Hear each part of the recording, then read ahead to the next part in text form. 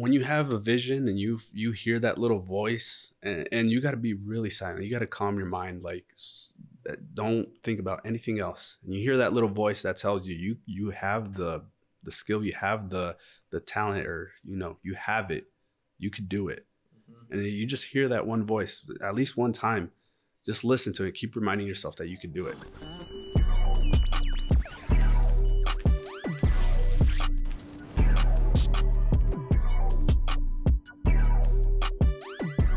Today's episode of Rise, Grind, Repeat, we talked to David from Moneta De Sine. Talk about how he's going from a solo entrepreneur to building an empire through video production. Let's dive right in. David, thank you so much for joining on another episode of Rise, Grind, Repeat. I'm more than excited to have this conversation. Checking out your website. You're all about telling stories and helping clients tell stories. Yeah. We're big on that, just helping drive sales through storytelling and whatnot. So on the same wavelength of what it takes to produce, get out there and whatever it may be, that's ultimately going to help your client grow. But before we nerd out too much on that front, would love to, who are you and kind of what's your backstory? Yeah, definitely. I mean, before anything, like, I'm super happy you guys had me on, and the setup, like, guys, I don't know if you're seeing this whole setup is beautiful. Like, you got the close up, you got the wide, like, I love it. But yeah, so like you were saying, storytelling, I think, is one of the greatest things, and it's one of the things that stayed in our history of human beings. From the beginning of when we started, communicating to now, it's like one of the most powerful things that we have. And that's how we've been able to evolve as humans, because we are able to share those stories. And so this new medium of storytelling through visual, visual storytelling is one of the greatest things we have right now. So it's almost like people don't sleep on it, because this is where we're headed. The visual medium is definitely a strong one. Yeah, I think, all throughout history, there's always some form of storytelling, whether it's by campfires, and now we got podcasts, and basically throughout everything, the one thing that has remained the same is everyone likes a good story. And it's especially with today's attention spans, less than a half a second long. It's, if you have a good story and can tell a good story, that attention span increases. And the more you can do that, you're going to build a relationship with your audience. And naturally, that's going to drive sales. And so I think the art of storytelling is where it's key, because I think more and more people pick up a camera, go shoot, turn on a mic, go do a podcast. But I think it doesn't mean that it's a good story. Yes. And I think that's where people have to be careful for, like, when they're hiring like a videographer like us. We're story oriented, and that's the people you want, because the best way to sell something is telling a story, like you said. And if you have a good videographer and they know how to keep people engaged, I think there's like for me, I feel it's like a 5-second rule in your videos. 5 seconds, keep them engaged. But like you said, with TikTok and all these, like, man, people's attention spans are so low. I think you got like 3 seconds to hold someone right in the beginning. Yeah, it's tough. And I think really have to have the creative juices. But were you always into video? Were you 2 years old picking up a camera shooting, or when did video become part of your life? So I've always liked video. So I love the idea of being able to edit. I'm fascinated with VFX and all that stuff since I was little, but I didn't think that was going to be a career or anything in my future, right? I always thought in the beginning I was going to be like my dad, a military man, kind of that rough and just grind all the time. And then they found I had asthma, I have back problems. No. So I was like, okay, I'm smart enough. Let's help out. I'm a very nurturing person. Let's help people out. So I said, okay, I think doctor. I'm smart enough. Let's study. Let's study the books. And going into it right after I graduated with my bachelor's, I was going on my way to take my MCAT. And I was like, you know what? I don't like how the medical industry is handled. Like, it's mostly insurance stuff, and you're not actually helping. So you kind of tell people, hey, this is how much it is. This is how much your insurance covers. Do you want to go through with the process? That might save your life. And I'm like, how am I going to say that to someone? Like, I don't know. And I saw that through the clinicals of people shadowing some doctors. So I said, you know what, I'd rather be happy and pursue something that I feel like I can actually help people, because one of my ultimate goals is direct films that will kind of inspire people. And I know that I enjoy making these little commercials for businesses to kind of like showcase and get some of my practice on with those. But that's cool. I mean, that's tip my cap to you. I mean, to go through college, to be able to almost get your MCATs, and to be, this just doesn't feel right, and to be able to pivot and do it, I mean, it's huge. I'm big on opportunity costs. I learned this. I majored in accounting, and a lot of people, how they equated it was they'll get in so deep that they go, well, I can't turn back now because I've already dedicated all these resources and time. But it's like, yeah, but that was 4 years, 3 years, whatever that time frame is. It's like, so are you going to waste 30, 40 of your next years because you think you're in too deep? Was that a tough move to make? It was the toughest. I physically got ill. I think I fell into a depression. It was my body was not handling that choice really well, and it's not an easy choice. And if you're hearing this is the thing that you're hearing to make that transition. It's not an easy one, but it's possible, and it'll save you, in the future. Because I don't want to go through being a doctor and not being happy, and just depression my whole life. No. So one of the things that I helped me is this little saying that said, it said how to think about what you spend and how you invest in, stuff like that. Just because you paid, I don't know, some amount of money for a movie doesn't mean that you have to watch the whole movie just because you don't like it. And number one, you already spent that money either way. And number two, you're wasting your time, which time is money. So it doesn't benefit you to watch that whole movie. You could just take your loss and then do something else with that time instead of sitting through a movie you don't like. And I was like, I can apply that to school. I'm already in so much debt. Yeah, I got a family that I got to think about for security. And going this like filmmaking route is like not secure at all. Yeah. But I was like, I trust myself. I trust the process, and I'd rather spend that time doing something else than not enjoying my time in the future. Yeah. I mean, as a doctor, there's a good salary with that, but if you're not happy, that could lead to other things that happen in life that just makes it unhealthy. I mean, talk about family. And if you're unhappy with what you're doing and regret the decision, I mean, it's amazing how many people dwell on, but I spent so much time doing this. And like you said, it's already wasted. There's nothing that you can do to get that back. Really, the question is, are you going to let that impact how you then invest your time as you move forward? And it's see so many bad investments happen, not only from just what you want to do in life, but even talking marketing and all that. It's like, well, we've been doing this campaign for so long, it's going to work. And it's like, well, it's not. I mean, you could either continue to try. I mean, you've tried as best as you can. If it's not there, let's pivot. There's nothing wrong with pivoting and adjusting on the fly. And so, I mean, with that being said, at what point did you go from I'm becoming a doctor to I'm starting a video production company? Well, in the beginning, I wanted to just make movies. That's my, and I didn't even know it was going to be like lucrative or anything. I just said, hey, I want to make some movies. I have so many ideas. So I'm kind of in a position where I'm a writer director. So I write my films and I kind of direct them as well.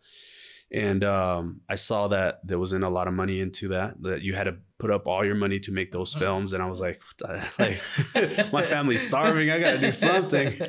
So then I did one, and which is really funny is that my films almost have a commercial like script to them. Okay. So I didn't know this, but they're like, I really like this video. And then they're like, you should turn one of these into like a commercial.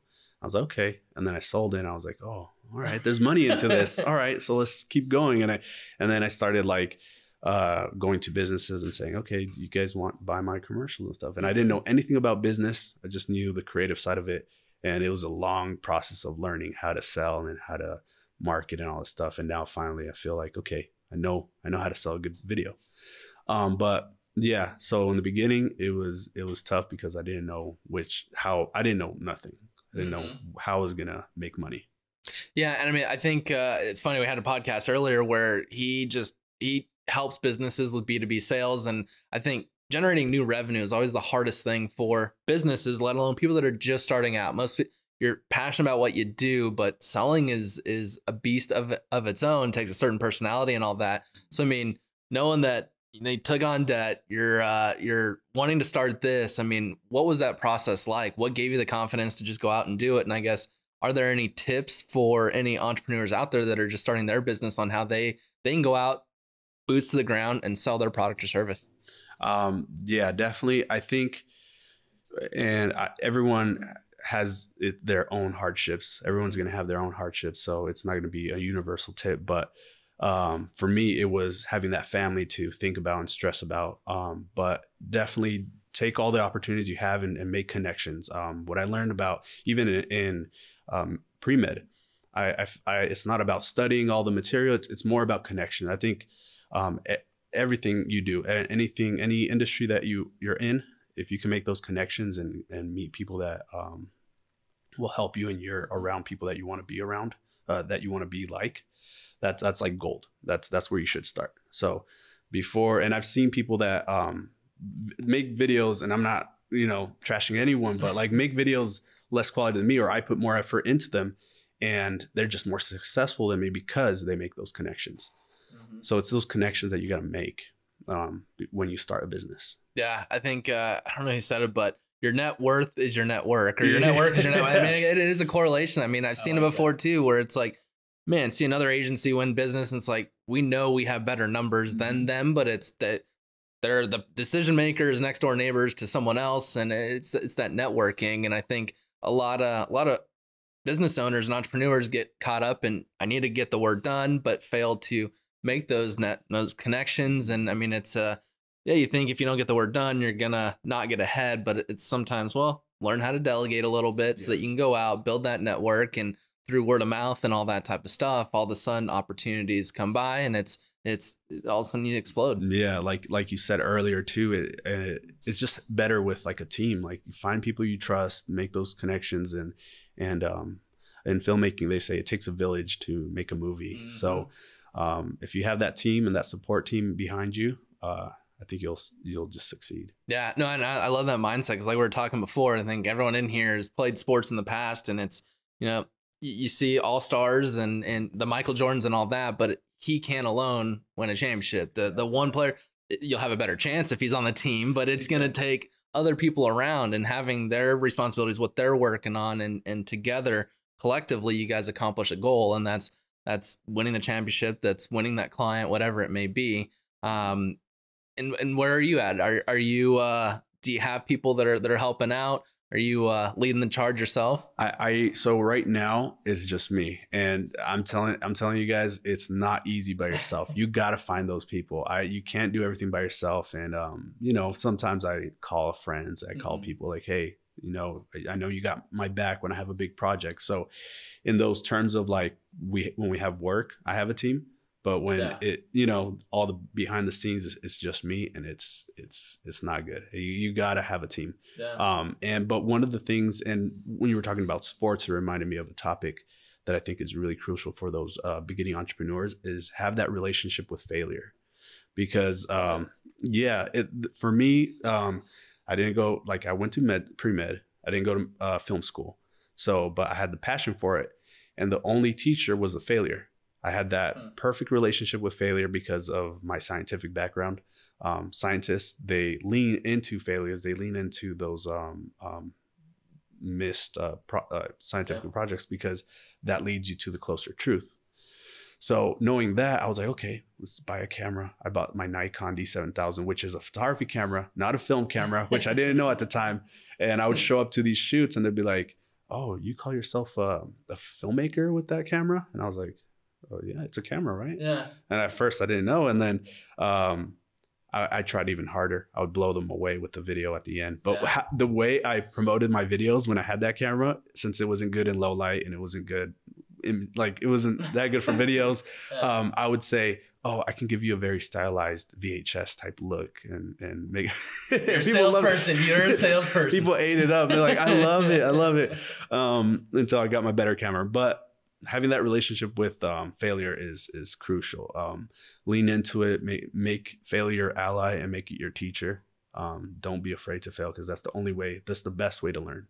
Yeah. I'll mess this quote up again, but I think it was Thomas Edison. He failed he learned 187 times before he actually made the light bulb, or something like that. And it goes to show, I mean, as soon as you fail, it's not, oh, bummer, I can't figure it out. It's, oh, as long as you learn something from that, get back up on the horse, try it again. That persistence is what pays off, and eventually you'll break through and get that breakout moment, whatever it may be. And I'm a huge believer in fail fast, learn quicker, and just keep growing. I mean, it's business never stops. It just keeps evolving. And so, and no one's going to start a business and grow it and never fail. So, get used to getting punched in the jaw. I mean, you should approach those failures with like, yes, let's do it. Like excited. Like if you're going through a hard time, life's is a movie, you know, like if there was no failure, no down times in your life, the movie would be boring. Like the whole movie, the point of a movie is to have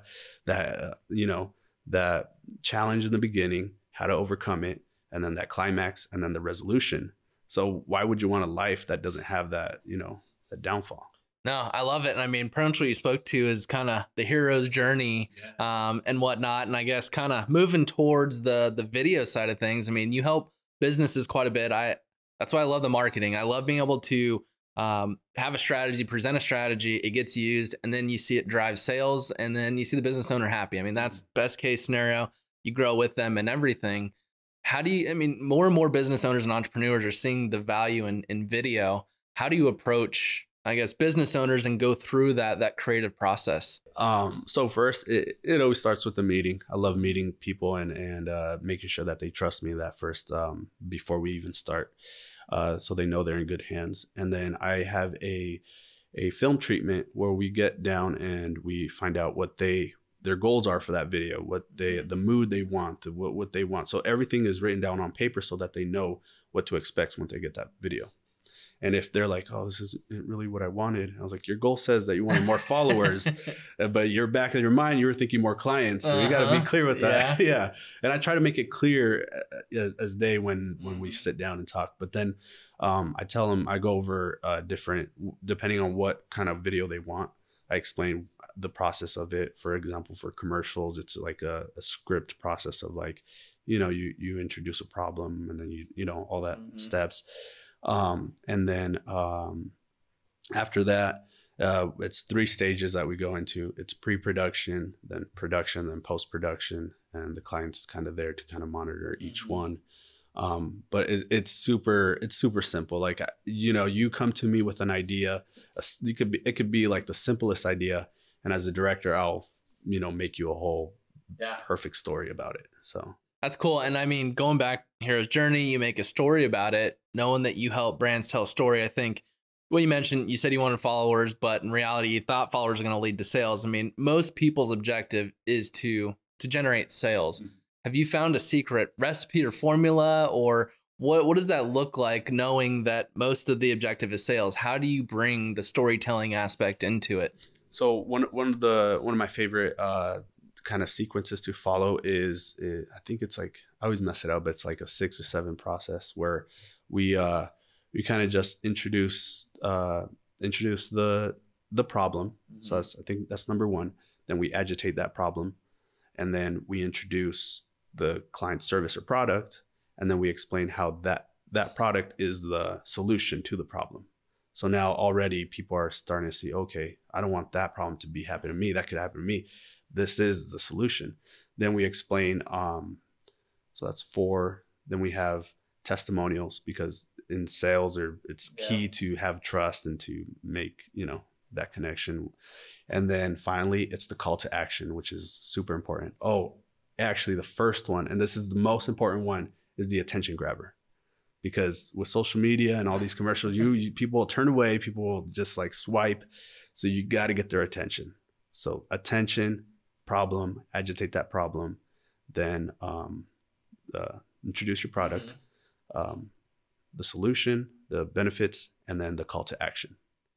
I love it. I think the attention grabber is the big one that's usually missed. I think most people I need to tell the problem and what I do early on, but it's like, like we're discussing earlier, their attention span is 0.5 seconds long. And so it's like, if you don't have that, seen stuff like Dollar Shave Club where things are blowing up. Yeah. Do you have a go-to in terms of what that attention grabber typically should be? Is it done through the script, the visual part, or is it a little bit of? So personally, my favorite is the visual part. Okay. Yeah. Sometimes it can be the if the product or the service is a little crazy. I don't know, like maybe he's a plumber. We could add it into the script, and I know you could think already the gears turning of how we can make it funny. But usually for me, it's in the VFX. It's in the I don't know. Like for example, I had one car commercial where it's just a regular commercial, right? Oh, the MSRP, this and that, the car driving, and then all of a sudden the salesman rips through. And then it's a green screen, but he rips through and says, before you finish that commercial, let me just tell you about the sale that we have, this and that. And then, all right, back to the commercial. And then he kind of like pieces it back together. And then, so like that attention grabber, like I love that one. But each one is different because I don't know, each business is different. Yeah. And again, going back to most businesses are understanding the value of producing video. I think everyone can say, hey, video captures attention. You can communicate a lot more in such a short amount of time. What has been the biggest, I guess, epiphany, or I guess in your sales process, whenever you communicate something and business owners are getting it, where they see the value in video? And personally for me, it's still hard to find those people that, because a lot of people don't know what to do with them. The videos that we provide. So I try to explain like these are options that you can do, but most of the time they still take those videos and they just post them. And I'm like, ugh, like I try to keep up, but when they do understand the value of those videos, they've already practiced with so like Facebook ads and social media. They have a marketing team already and stuff like that. So it's mostly talking to that marketing team and explaining to them, oh, we should do this. We should come up with a strategy. Because if you want to really advertise your business, you have to have a strategy. And that's when I start talking to the marketing team and say, all right, this is the videos I can provide. I think it would be really smart to use it during this time, this season, or this holiday. Yeah. So I think it's crucial to know not just, the business that you're giving a product to, the videos, but to understand their world and see how they can use them. Yeah. And, my background is the Google ads, Facebook ads, and all that. And it's been fun learning the video aspect. I used to think, oh yeah, you just pick up a camera, shoot, a day later, it's all done and looks great. Yeah. And that's certainly not the case. But through that process, it was, we weren't marrying the distribution with the production and everything. And so it's like, to your point, you get this video, spend all this time and energy producing it, they put it up on YouTube and it gets 8 views, then it's like, well, I don't want to do any more videos because I didn't generate any sales. How much do you communicate with the marketing department on that distribution plan? I mean, is it, because it's almost needs to be a must. It's that question needs to come up. All right, we're going to do this, but what are you going to do with it afterwards? Because it's like, if they're not going to do anything, they're not going to see the ROI, and then they're not going to come back. You know what I mean? Yeah, it was the point. And that's what you want. You want consistent business come through, and that skill of being able to communicate that up front is crucial when you're starting a video marketing business. So I try to find those clients that already know, like for example, like Larry H. Miller, Dodge Ram, they have that marketing director and all that stuff. And I say, okay, perfect. We already know what we're working with, what's worked, what hasn't worked. Let's try these ideas and let's put them out there. And then they have that leeway of figuring out what works. Another thing that really helps is, and the clients understand, is like a video marketing funnel. So you have all these little contents out, and each one has a call to action for something. So let's say a landing page, and then that landing page has a welcome video, and that welcome video kind of explains like who they are, what the business is, and basically what I explained with the attention grabbing, the problem, and all that stuff. And then then that has a call to action, and if they don't follow that through, maybe they enter their email to watch it or something, then you have automated email videos to kind of get them back in. So as we go, we're funneling them into a sale, and they can see that. They visually see that. The client sees that and they say, okay, I see the value in that. No, I love it, because that's, I mean, with the powers of the Facebooks and YouTube and all that, being able to retarget video viewers and going back to people who have short attention spans. One thing that we kind of see quite a bit is that everyone wants to put everything into a huge 4 or 5 minute video, and it's like, look, no, how many times do you land on a website, click play, and then watch a full 4 minutes? I mean, whenever you say it out loud, I mean, 4 minutes, that's not a lot of time. Long, but right? If you were to sit there and get a timer, it's like, that's a long time. It's funny because my clients are like, so I'm looking for like maybe a 10-minute video. And I'm like, what? We're not doing that. We're not making TV shows. Yeah. I'm like, okay, look, let's do 30 seconds or 15 seconds. They're like, what am I paying for? Like, that's nothing. And I was like, trust me, less is more, especially with our attention spans. And I think a lot of people don't understand that they want, like, I think one client said, okay, so I have a brand for myself, then I have a nonprofit, and then I have my sports career. How do we integrate all that? And it was early on in my stage, and I was like, okay, well, let's focus on one and then kind of just push the other ones, like kind of to promote that one. Yeah. That even was way too much for the video. It was a nice video. People liked watching it, but they left with like, wait, what am I supposed to care about? Am I supposed to care about the this or that?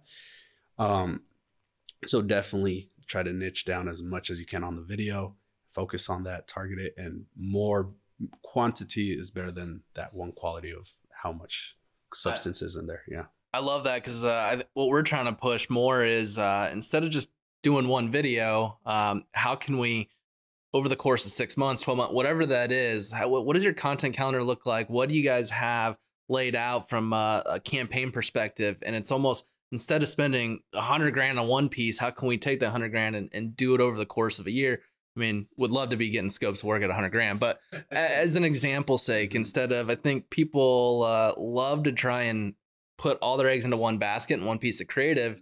And I just listened to a podcast where they use AI to determine how long an ad runs. And it's literally like 28 days before people start to see it over and over, and they fan it out. And it's like, you spend a lot of money on that one piece, you're missing a lot of opportunity on continuing to tell that story. How do you have that conversation, or is that something that comes up? Because again, we deal with it quite a bit where it's like, I want to make this one sweet piece. It's like, well, if you're telling a story, it's not, what are the sequels? You know what I mean? Yeah. I explained to them that the most important part, because if they don't understand the sales funnel part of that, about it, where they get a lot of videos and each one, you don't want to cast a big net, because that net isn't going to catch everyone that you want. So you're thinking, okay, I'm gonna cater to, let's say they are like a event. Let's cast a net for like the weddings and like the DJs, all that stuff, and find them all. Some of them aren't gonna be in that video. They're not gonna care, but you're still putting the effort into casting that big net. Instead, you can cater each video, separate that huge video into like 5, and you're gonna get most of those. You're gonna cast a net for just the wedding filmmakers, DJs, this and that, and you're gonna get more traction out of those single videos. So when they don't get that, which that kind of really helps them, I explain it to where it makes more sense for just their business. I say visibility is key. And since we're now living, especially after the pandemic, we're living on a virtual, world, our online presence is more important. You want your visibility to stay active. The more visibility, the more people trust you, the more people will see you and think of you when they need that problem solved. So to keep up on that visibility, you're going to need a lot of content. Yep. So stay active on that content. We can provide that content, free up your time, instead of you doing like, going to places and showing up, because you can expand your visibility more with videos than in person or in messages.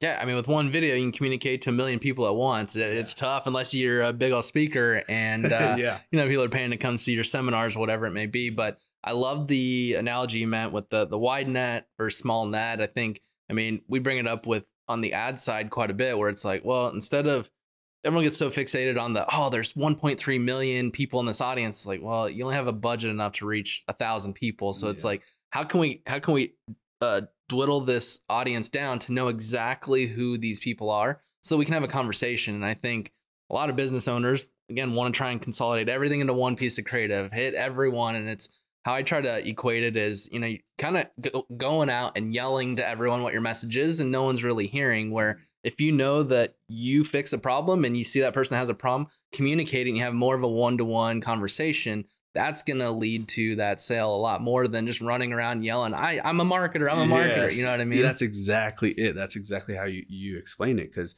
yeah, exactly. If you know what they want, you can target them. And instead of having, let's say, 1,000 people view it and it's a wide range of net, 500 don't really care because it's not really for them. But if you make it smaller and you target those people that actually have that problem, then it's almost like 100% of them clicking through and it's a good way to put it. It's like, yeah, sure, you have the 1.2 million people that you can reach, but probably 1.1 million don't even care what they don't have a need for your product or service. And so it's like you're almost wasting money unless you're Apple or Tesla and having a limited budget. Yeah, exactly. Yeah, Deep pockets. Yeah. But yeah, definitely. I think that's the best way to start doing content. And what we're doing to kind of facilitate that is because I know companies kind of have a hard time to, oh, okay, I need video content. I know it's important, or they're telling me it's important, but I got to go find one now. And then, oh, okay, I liked him and I got to go reach out back to him and say I want it for next month. So what we want to do is we want to start a membership where people can just pay and consistently get their content done each month. And they just don't have to worry about it. It's in the back burner and they know they're getting that content they can just use. So that's in the works right now for us. And that's awesome. Yeah. That's awesome. You excited to roll that out? Yeah. There are a lot of details because I don't know. I haven't seen it done in this way, but so we want to make sure we cover all our bases. Yeah. I mean, I think it's the way to go. Cause I mean, to your point, you need more than just one piece of content, but if it's always like, okay, what are we doing this next month? I think if you have a system that kind of onboards like, hey, we're doing this over the next 6 to 12 months. What are we doing each month? And there's a clear path. You know that you're making revenue over 6 to 12 months. So you can maybe come down on the cost per video, make it more accessible to the business owners and whatever it may be. And I think it's a smart model. Yeah, definitely. I definitely recommend it to everyone. Like, I just think like that's the next, because like you say, people are starting to see the value in video. Mm-hmm. So if they see the value and they know they need content like that, I think everyone should start moving into like a more of a membership type paid where it's more secure, especially for your own business and then for the client's business. Mm-hmm. They know they're getting that security of, and if they like your business, they don't have to worry about it again. Exactly. I mean, you're only going to drive better results because, I mean, it's like you've mentioned, if you have the one, people are going to see it and kind of phase it out. If there's new videos coming out monthly, little snippets, you get so many different looks and feels of the brand that it's like it keeps catching their eye and then they remember who that brand is. And whenever they need that product or service, they're going to come to that brand. And so all you're doing is helping brands stay top of mind by continual content production, which is ultimately going to drive more sales, which then is going to get them to turn that 6-month contract into 12, 18, 24, because they're seeing the ROI of it. And that's all business owners care about is, sure, the cost, but it's, am I going to make more money than I'm spending? And you're setting yourself up perfectly. One, to have, rather be chasing a new client every month or every project, now you got 6 months of work and then you can forecast your revenue a bit better. And I think it just works out for everyone. Yeah. So super excited. I hope everything goes well with that. Yeah. That's cool. I mean, look to the website. You have some cool clients that you worked with. What's been the most exciting project that you've worked on? Most exciting project. Oh man.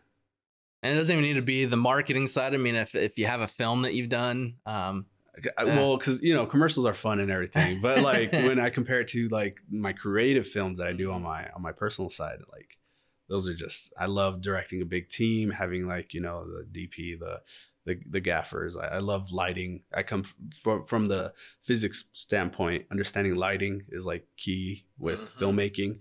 So knowing how to put it, everything like that is just because with filmmaking, if we want to get into filmmaking for a little bit, we can. Because like just how a painter uses paint to paint his canvas, a filmmaker uses light to make his art. Makes sense. Yeah, and so having that creative freedom, because in commercials, you kind of, it's almost not cookie cutter, but it's almost like this is the script, this is how we're going to shoot it. You don't have that much creative freedom. But my favorite film that I've done, and it was one of my first short films, and I'm very, what's the word? I don't know, like not emotional, but I love having those like little ties to my films. Yeah. And this one is about my dad. Okay. How he came from nothing. He's just from Mexico from early age. In his teens, they left him, and he had the choice to either, go to the streets, do drugs, and just or keep going to school, grinding and find a way to succeed. And now he's like a colonel in the army. That's cool. Yeah, and he's he's an investor and all this stuff. So I think about him, and one of the lessons I learned from him is that all the scars, all the failures is badges of honor that you learn and you keep with you. So in the short film, it starts out with my son as the younger version of my dad, and it shows like when his mother died, and you start to see the first cracks in his face. Because what I forgot to mention is that in the video we incorporate from Japanese culture, it's called kintsugi. Okay. And it's where if a vase, it cracks and it breaks, instead of throwing it away, they glue it back together with gold. So now you have this beautiful vase that has golden cracks in it, and it's worth more than what it was before. That's it was cool. And the meaning behind that is, even though you feel broken or you've gone through something, you're more valuable than you were before you were broken. That's really cool. Right. I loved it. And so in the video, you see my son, you see him at a grave, and it's his mom's, and so you see the cracks starting to emerge in his face. And then he gets older, and then his family leaves him in Mexico, and you start to see the more cracks. That's towards the end. You see my dad, or it's my uncle, because my dad was overseas at the time, but it's my uncle with all these cracks all over him, writing a story about his life. And he's saying, where your failures as a badge of honor and stuff like that. That's really cool. That's really awesome. I mean, I can totally see the passion whenever you're talking about that, the longer form videos as opposed to just the quick punchy commercials. Obviously what you're doing now for businesses is a way to bring money in to raise your family and whatnot. Do you have a path on pivoting more towards those? And this is something that I kind of want to talk about, is that at first I just wanted to be like a freelance videographer, do something like that. I've been asked to work with different people and stuff like that, and every time I would work with them, and I would be like, no, I don't like how you're running the place. Like it's based on a lot of businesses, or just ones I found out, based on lies. Like, oh, we have the best marketing agency because look at our followers numbers.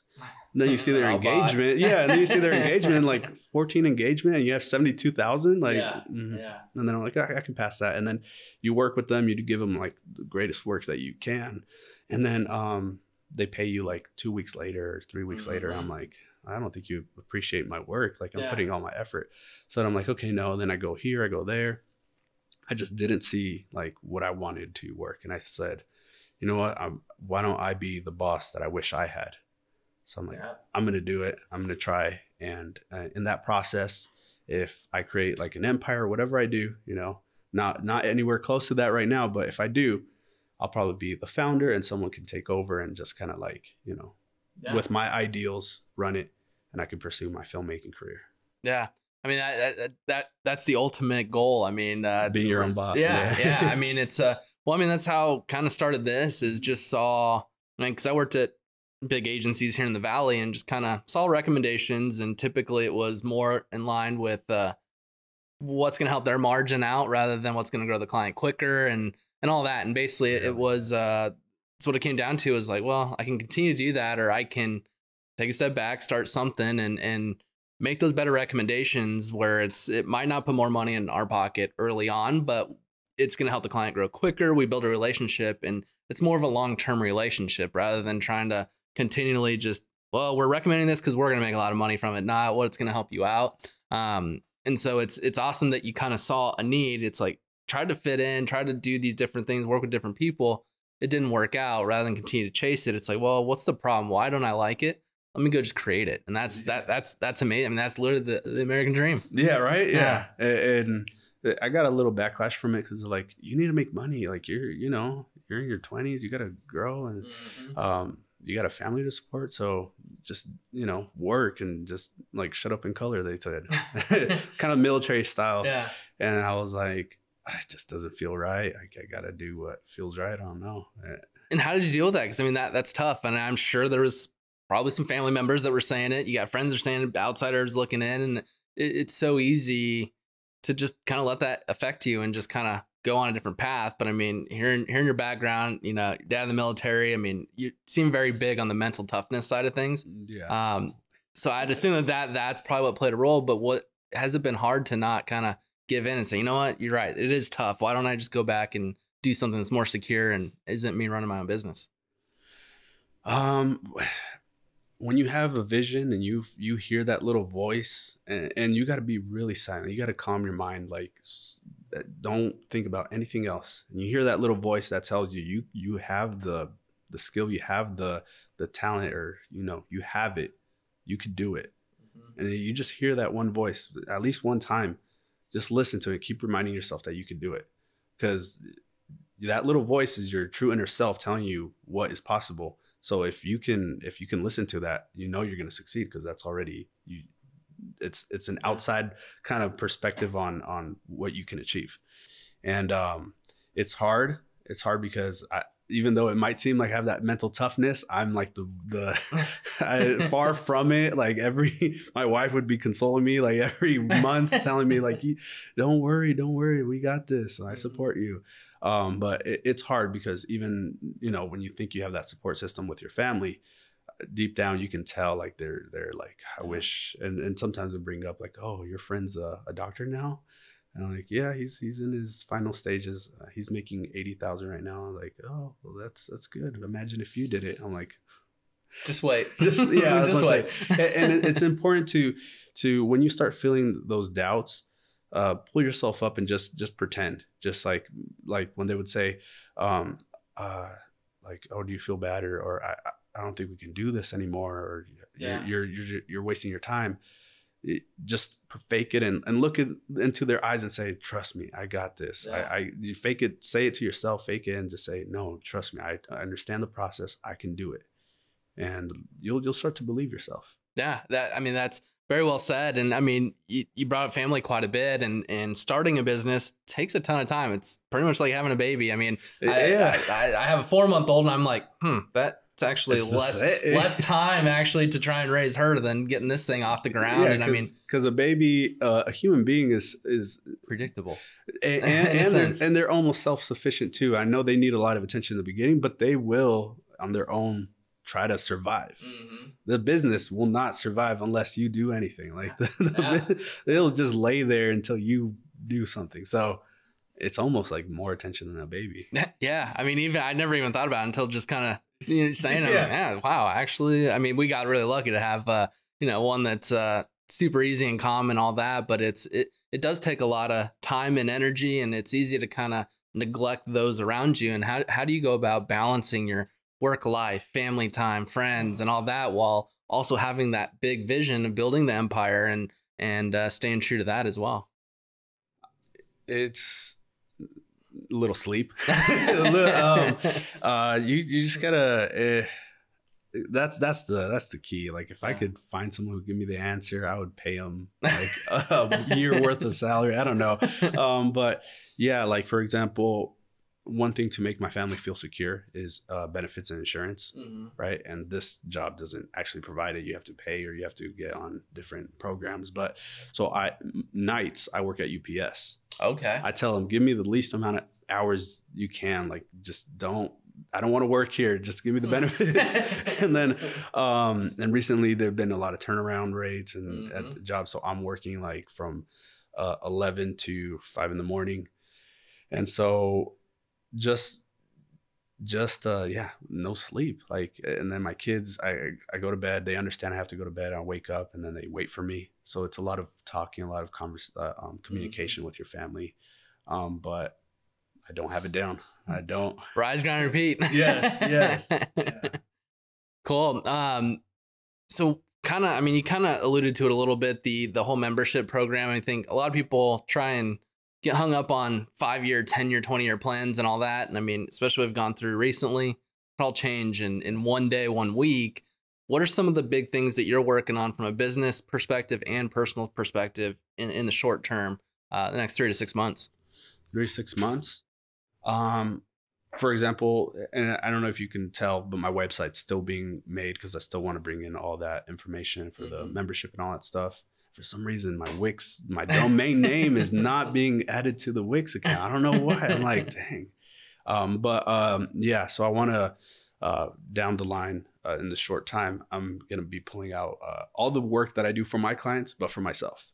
So making a crazy little mini documentary about my business, making the commercial, making the welcome video, setting up that funnel, because it seems to work with my clients. So I'm like, why don't I have that in place? Yeah. And it's kind of like that thing where like where you work or what you do or where you live is the least amount of what you experience. So like in Arizona, rarely go to Grand Canyon, but when someone comes down here, that's the first thing they do and stuff like that. I'm like, yeah, so I could see that I need to pay attention to myself and my business.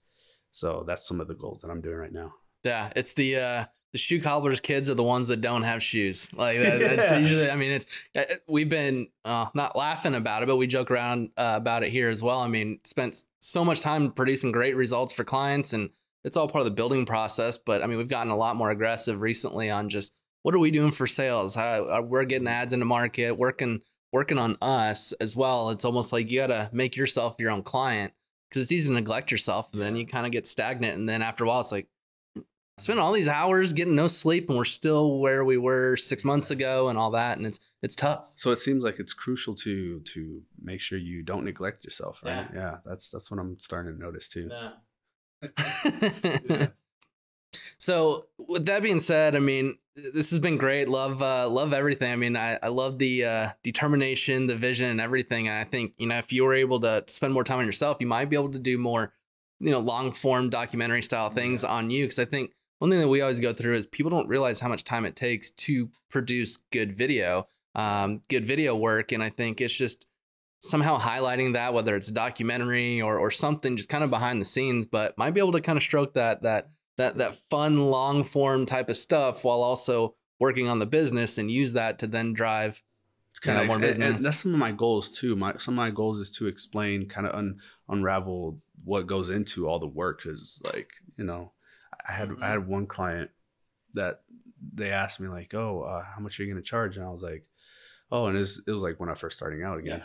Yeah. And I said, well, I could charge like 500 day shoot, my day rate. And then he's like, okay, that's a little expensive. And I was like, I don't know, man. Yeah. And then he's like, I could pay you 200, but even that's a little too much. And I was like, that's a little too much. I don't think you know what it's going into. I'm not showing up with like a camera, pressing record, and then I give it to you. Like it's not that simple.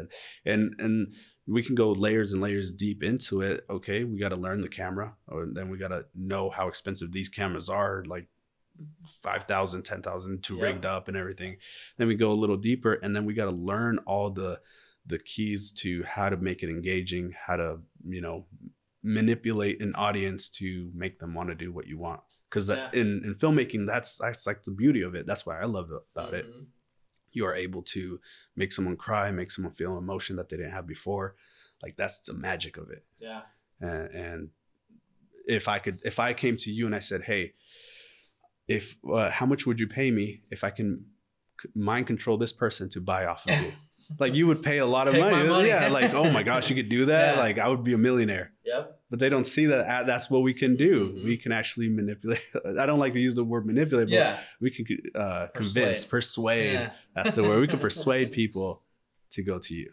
Yeah. No, I think, you might be onto something there where I mean, you bring up good points. The cost of the equipment, people don't even factor that. It's like, what I'm going to come out with, it would cost you $2,000 just to rent this for a day. I mean, it's just a lot of things. And if it's not in their world, they don't understand it. And I think it only takes some education, and you can either do that on one-to-one meetings, or like I said, you can stroke that happiness and create maybe a long form a docuseries on the different aspects of all the video creation, why you need pre-production, the cost of all this, the learning of everything. And it'll probably help you make more on each project. And So This has been great. I love everything about you and what you're doing. I can't wait to see the continued growth. And kind of before we wrap up, we've mentioned it quite a bit. There's a lot of business owners, entrepreneurs that can all agree that video is a must, and there's a ton of value.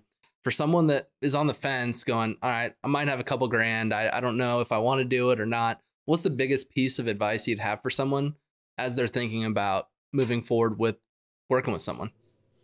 I think the biggest advice would be, well, number one, just try it once. Just try it. Find someone. These are the 3 things that you want to look out for when you're going to hire someone, when you want to try it. The first one is if they focus on just the camera quality and just the quality of video they're going to provide for you, they're not thinking about the right stuff. Their mindset is not on, you're not going to get what you want. Secondly, another thing is that they have a strategy in place. They're not just going to give you a video. They're not just saying, okay, I can record that for you, show up, and they record it. And then the third one is just the creativity. You can hire someone that has the other 2 and then doesn't have too much creativity. You'll see something, but if you want the top, find someone that their style you like. And once you try that and you kind of implement all those things, if you don't see that return, then I guess go back to whatever you're doing, but just know that everything is moving towards this visual medium. I mean, you could see how now we're doing Zoom calls, we're doing everything online. So everyone says the first impression counts. Why not have, and our impressions now are online, why not have a good first impression with a nice video? Exactly. Why not make every impression count? Yeah. I like that. No, good piece of advice. And I really appreciate the time. This has been great. Yeah. Thank you for having me on. Thank you.